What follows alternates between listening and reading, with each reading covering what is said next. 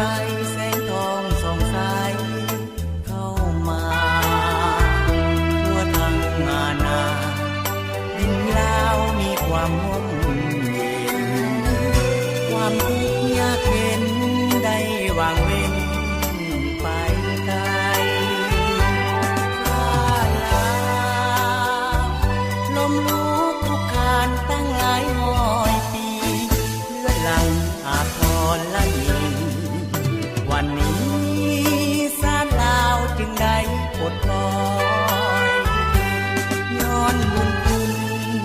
ของพระประชาชนปฏิวัติลาว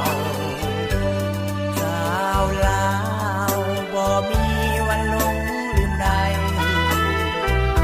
ตลอดชีวิตขออุทิศไว้นำพระเก่า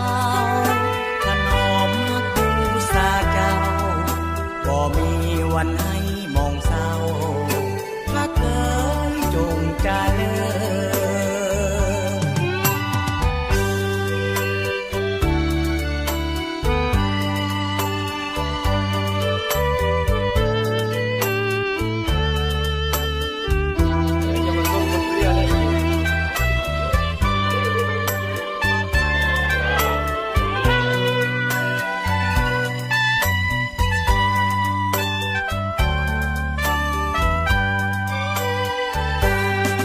ญบุญคุณของพระประชาชนปฏิวัติลาวคณะสนุมบรรลัย